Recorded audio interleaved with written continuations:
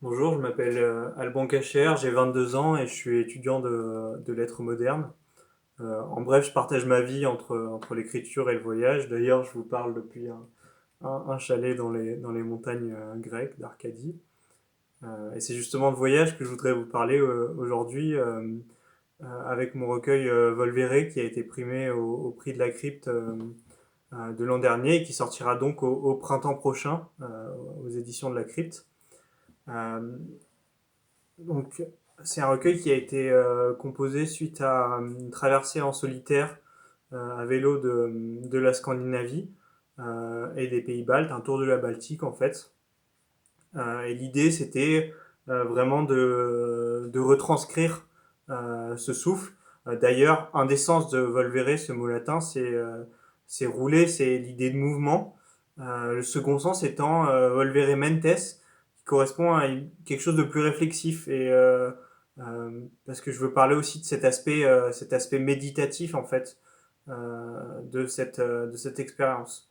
En fait, je veux en montrer j'ai voulu en montrer tous les aspects, à la fois l'enthousiasme du départ, mais aussi les moments de souffrance, les moments de solitude, voilà, plus difficiles. Euh, c'est une poésie qui se veut rythmée, qui se veut peu hermétique. Le but, c'était vraiment pour moi d'entraîner le lecteur dans un mouvement.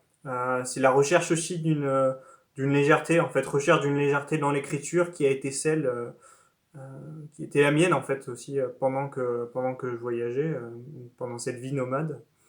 Euh, et donc légèreté dans l'écriture, c'est-à-dire que je me suis refusé certains termes ou certains procédés, par exemple tout ce qui est métalittéraire que je considérais comme enfin, disons que l'idée c'était vraiment de se concentrer sur quelque chose, un acte, de montrer une action et pas le moment qui vient après de l'écriture, de la composition. Je vais vous lire quelques extraits.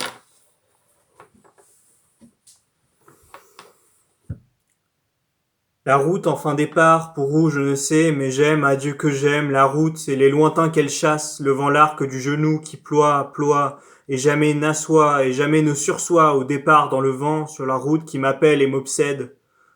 Je pars, ignore quand, si, comment reviendrai, car j'aime, adieu que j'aime, les éternels retours, pour je ne sais plus où est ma patrie vagabond, mes yeux aux pupilles en déroute, guident les navires vers des ports invoulus. Donc ça, c'était le premier poème du recueil.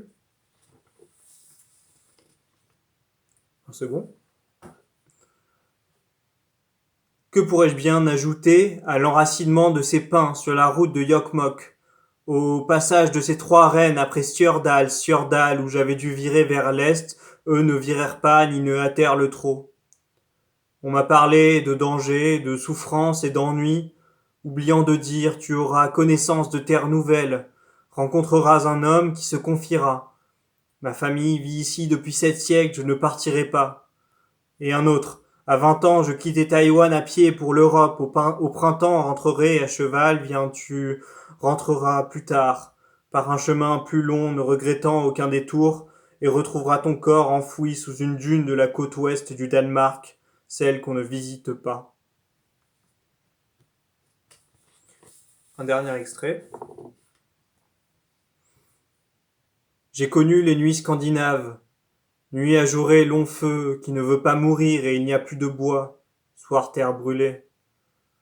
J'ai connu les nuits scandinaves, claires comme des jours, les nuits qui laissent le temps de compter une vie, ou les kilomètres jusqu'à Paris qui ne dort pas non plus, Paris, la plus scandinave des villes de France.